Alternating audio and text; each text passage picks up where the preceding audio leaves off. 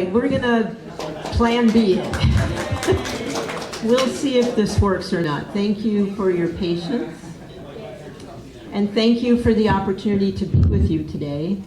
Many of you know far more than I about the Santa Maria River, its history, and its inhabitants, and you heard quite a bit about it just now. My goal today is to share a bit about community partnerships in Santa Maria and Guadalupe relating to the Santa Maria River. Creeklands Conservation is a community-based organization using these three ways to meet our mission: conservation science, conservation education, and stewardship action. And you'll hear a little bit more about those as we move along. Creeklands Conservation was once called Central Coast Salmon Enhancement. It had its roots in aquaculture. We raised salmon in Avila Bay for many, many years, from the 1980s to 2007. Anybody ever been out there to see when that was going on? A few of you. Y'all have. It really was an iconic feature on the Central Coast year after year after year with commercial and sport fishing. It was literally agriculture on the water. And it was a very important part of Central Coast activities for kids, for families, and of course for the fishing community. And for the last many years, Creeklands Conservation, now no longer called Central Coast Salmon Enhancement, we have been partnering in our communities to conserve our watersheds for people and wildlife. And you'll see some of the issues that we are facing here. Central Coast droughts and deluges are something that are going to probably be a part of our world. A lot of water is being used for agriculture, but goodness that it is. And we find the low flow and high flow, low flow stream flow and high water temperatures are affecting our local native fishes. Creeklands Conservation uses the following methods to do our work. We use science to inform restoration and conservation with students and volunteers. And also, I gotta miss my place here. In our project footprint from Monterey to Ventura. And here are a few examples of our project portfolio. In the center bottom is the Santa Maria River Healthy Watershed Initiative that we'll be spending some time talking about today. The mission also includes a very strong element of conservation education through protecting our watersheds. And we work with the Cal Poly education folks, Morebay National Estuary Program, a local charitable trust called the Miosi Charitable Trust. Anybody have heard of those folks before? Yeah, mostly in SLO County. And several Central Coast school districts, and we hope to be bringing POW, Protecting Our Watersheds, to the Santa Maria schools very, very soon. Now let's go to the river. What two rivers join to make up the Santa Maria River? Shout out, you probably know one or the other. What was that? Cuyama and Sisquoc.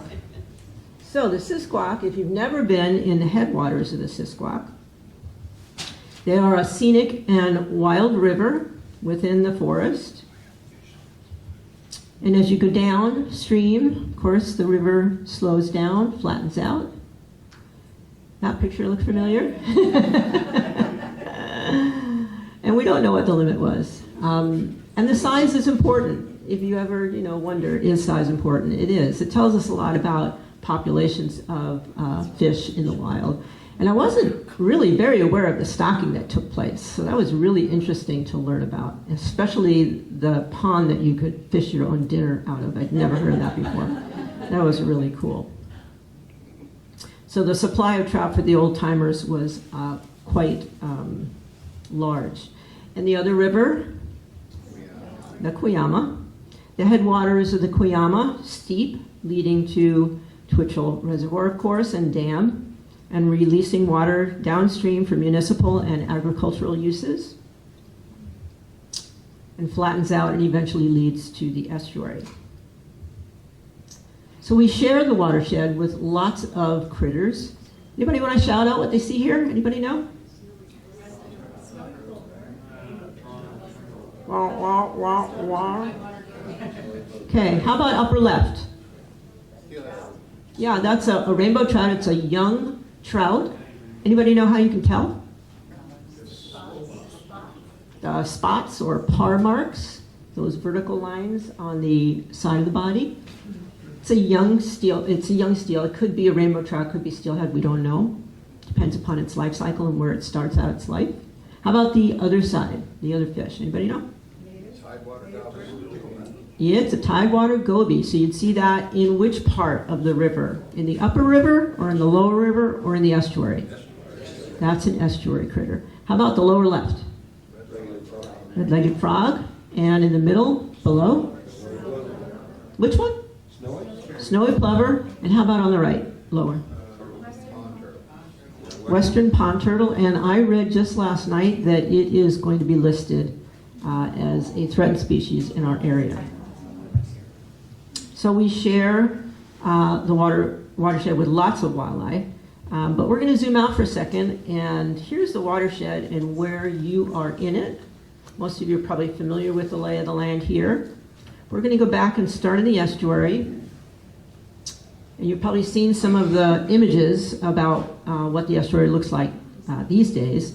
But an estuary overall collects water from all of the tributaries upstream and empty into Cuyama and Sisquoc rivers. And the estuary is home to wildlife that favors salty or brackish water. And here are some of the critters that live there. And this time they're listed for you with their names. Great blue heron, kingfisher, least tern, osprey out over the ocean, two kinds of whales, and then in the estuary and on the edges of the estuary, eelgrass and picklegrass. So that's some of the estuary critters that live in our watershed.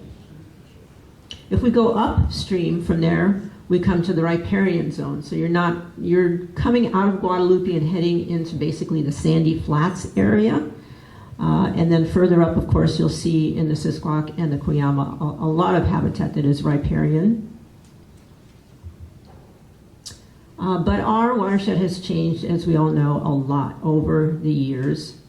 It's been modified over the years, changed over time. And the history of flooding is indicative of where the river once roamed freely across the valley before people were here, depositing rich topsoil that we prize still today for its ability to grow food. If it wasn't for that river, we wouldn't have the ag lands we have. But before we were here, the river went from the Casmalia Hills all the way over to the Nipomo Mesa, back and forth, especially in the valley. That's what made the valley the valley. And so we did experience those high flows that you saw just a minute ago in the history talk. And I didn't have the one of people fishing on Cook Street, but this is probably close by. And of course, that's an aerial view of what happens when we get plentiful rain. And this is what happened this last year. So we're going to take a look at the most recent events in the river. This is what it looked like in 2022, before this last big water year. And here's that same location. I'm going to go back and forth. Here's what it was in 2022. So look for the green, and then look where the green is now. One more time. All that green is farmland, and for good reason. It's very rich topsoil. And now what's on it? So it's no small wonder that the emergency work is occurring where it is right now. But it is something we have to really think carefully about going forward in terms of this drought to deluge cycle that we appear to be in. So once again, 2022 and now 2023. This is a little further upstream, 2022. So get your eyes kind of locked on that. And now to 2023. We'll do that a couple of times again. So now you're looking for browning green, and then you'll be looking for the essentially sandy bottoms that have eroded down into this area of the creek. One more time. So you'll see all that material has moved down from the upper reaches, mostly from the Sisquoc, because it's not dammed. what comes down from the areas above the dam gets stopped from behind the dam. So one more time on that, and then we'll move on. So a lot of material moving through. So these were the riparian areas in 22 and 23. The natural long-term role of our rivers is to move soil downstream.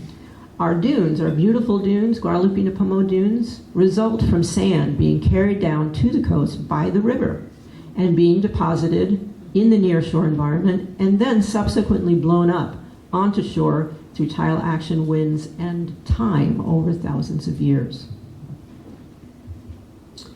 Recently, Creeklands Conservation was awarded several grants to further developing community connections involving the watershed. And some of our partners are here. Called the Healthy Watershed Initiative, several actions are taking place to engage the community in water quality improvements. We're developing lesson plans for schools and for the Natural History Museum, working with stakeholders in the community with SB Can and Cause. We helped put together the new exhibit at the Natural History Museum for the watershed. And if any of you remember Leslie Anderson, she was my creative director at the Discovery Museum. She helped to put that together as well. She and I got to work together, and it was really super fun. We'll be working this next year with a small farm advisor office with the RCDs to work with some small farms to implement best management practices for water quality in the valley.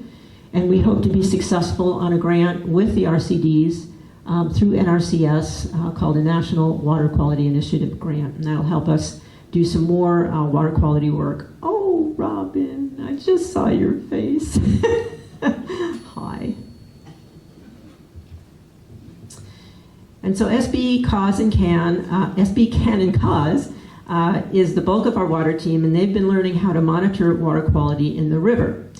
And so I believe there are flyers. Jeannie, you said you brought some flyers on the back table, so grab one of those on your way, leaving today, and come to the next training, which is coming up very quickly in mid-October, and then out in the field a week later on that. Now here's the audience participation part. Anybody want to pull out your cell phone and aim it at the QR code with your camera? I actually personally hadn't done this ever. I tried it myself the other day just to know how to do it. Because I would have had to ask a young child how it worked. Because I certainly didn't know. It should take you directly to that website where you can sign up for the water quality training. Does it work? Yes, awesome.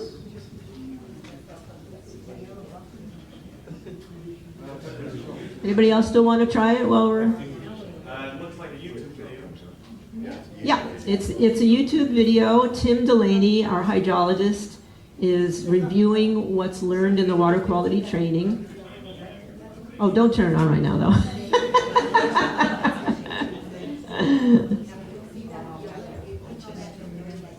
So why do we care about water quality? Water quality affects us all and brings the community together to test and monitor water quality over time. We started to monitor water quality at the estuary in January of 2023, right before the big storms. The storms put that to an end. We had our first, I believe it was on the 16th of January, we had our first water quality monitoring training in the field out at the estuary. So we are visiting city property now to sample basic water features, water quality features such as temperature and dissolved oxygen. And in the bottom left-hand corner are some of those critters that you can't see unless you get really close to the water and begin to do some water monitoring up close and personal. But it's dependent, the larger life that you see, the fish and the birds are dependent upon those smaller critters to make a living. And of course, we're up there on the right-hand side, hopefully fishing in the watershed again someday. Right now, it's not legal to fish even in the Sisquoc, but hopefully someday we can do that again. And finally, related to water quantity, we are at the very early stages of considering a water storage idea to provide additional water sources for aquifer recharge. That's when it